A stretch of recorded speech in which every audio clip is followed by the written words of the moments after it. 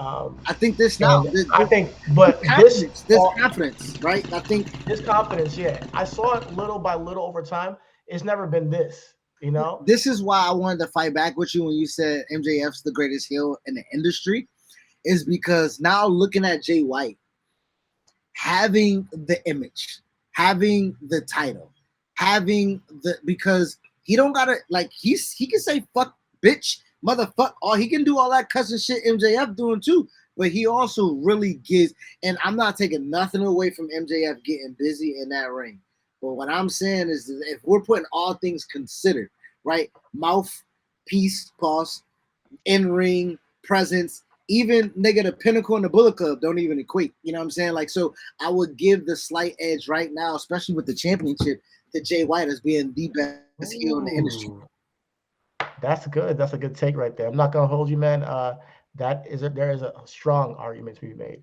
I am personally a fan of MJF, and the reason why I think that he's the top heel is because how he uses his platforms, how he uses, how true to he is to his character, even when he's not on AEW television.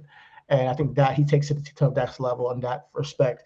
And I think we're just seeing like the beginnings of MJF. I think he has so much more to go. Absolutely. If he's this talented right now, I can't imagine where he's going to be in like 4 or 5 years, 10 years maybe down the line. Shit, But during that promo, Jay White not even 30. You know what I'm saying? that's So true. So we got a couple of young bucks like coming up right now that are kicking ass as heels. So shout out to Jay White, shout out to MJF, shout out to the heels, doing their thing. But when it comes to Forbidden Door, hold on. Shout out uh, to it Forbidden has Door.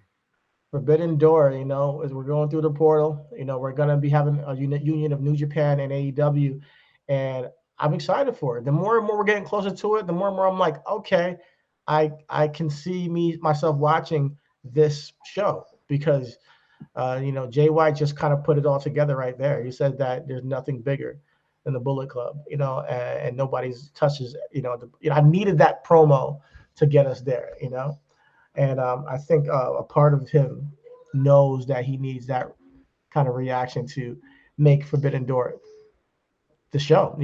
A show is only as good as how good the heel is that you want to get beat, or how big the match is that you want to show.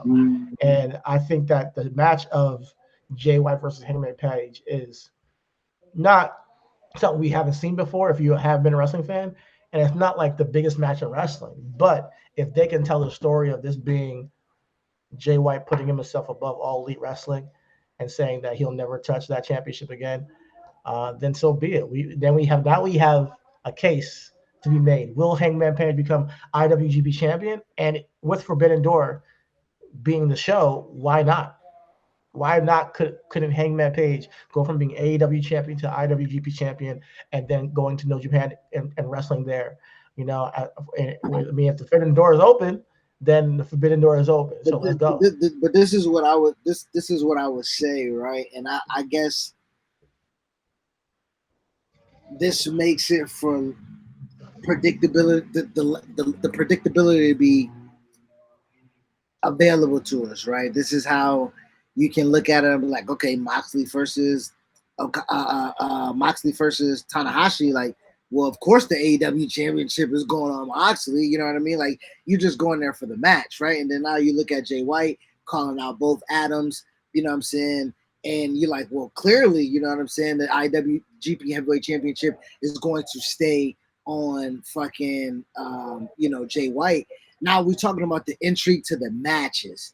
Do I want to see a three-way between the former Bullet Club members of Jay White, Adam Cole, and Adam Page? No.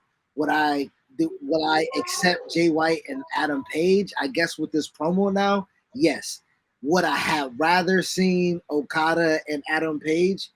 Yes, that would have been the top of my list. Now, Yeah. going back to what we're saying, if Punk had the championship, I would have rather had Punk and Ace or Punk and Kenta. That would have been my only fucking choice. Punk and Kenta would have been the dream match. I think that Go to Sleep versus Go to Sleep tells it writes itself. So if the Forbidden Door is opening, if we don't get that match, I'm gonna be upset. I'm gonna be tight because people have been talking about Go to Sleep for years, and who created it, and Who who made has it the more better geek, famous? Yeah. who made it more famous, and to tell that story on AEW, which is the perfect place to have that kind of match. Like, I mean, that fan base knows their shit. So yeah, go for it. Like I think that's what we should do. I think, but he's injured, so it's not going to happen. But eventually, I want to see that match. My whole point is before Punk retires, let's get that match happening. But yeah, we're going to get Tanahashi and Jon Moxley. We're going to get Jay White and Hangman Page, and maybe this wasn't the plan all the way. Obviously things change after people get injured and whatnot, but it's not going to be a bad show, man. Like, No, I think that no. I mean, those two Zack matches Sabre alone. Jr. called out Bryan Danielson. I mean, the best technical wrestler in the world. Hold on, you can't have the best technical wrestler in the world. Jonathan Gresham should motherfucking pull up with a mic and be like, "Hey, my name wasn't called the best technical wrestler in the world, so therefore that match can't happen." So if it's going to be a triple threat match on that card, save the Adams and Jay White. Give me Zack Sabre Jr., Jonathan Gresham, Bryan Danielson. That's the fucking match that I will give you $50 right now, nigga, for that fucking match, bro. I think we can't just throw in Gresham quite yet. I think he's one of the greatest. Honestly, when I see him wrestle, I'm like, oh, okay. Like, he's different. He's really good. He's really good at what he does. He's literally. Is he the best technical wrestler in the world? Is he I don't watch enough wrestling, but every match I've seen him in, it was great. So I don't know enough. I'll be honest.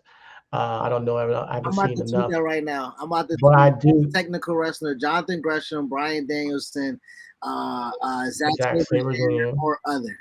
Y'all name me the other. That's so. Go ahead. There's only 4 on Twitter, right? So yeah, it's only 4. Yeah. It's only 4. So let's put the poll out. Let's see what people have to say about that. And then I'm curious. I'm really curious to see if there's others. Like, who else would be on that list? Like, who is there anybody in WWE would even add to that? I don't even know. Because we haven't seen a good technician in wrestling for a while. Yeah. Yeah. So we'll see. We'll see going forward where things lead. But Forbidden Door is looking good. I want to see a singles match with Daniel Bryan, and that's why I wouldn't want to see that match. Because Daniel Bryan versus Gresham, Daniel Bryan versus Zack Sabre Jr. If you're doing technical masterpieces, it has to be one-on-one. Has to be one-on-one? Yeah, for me at least. Triple threat can be nice and all, but it changes the dynamic completely. So out wrestling a man is a one-on-one thing. If we do get Zack Sabre versus Daniel Bryan, I'm with it. That's gonna be That's gonna be crazy.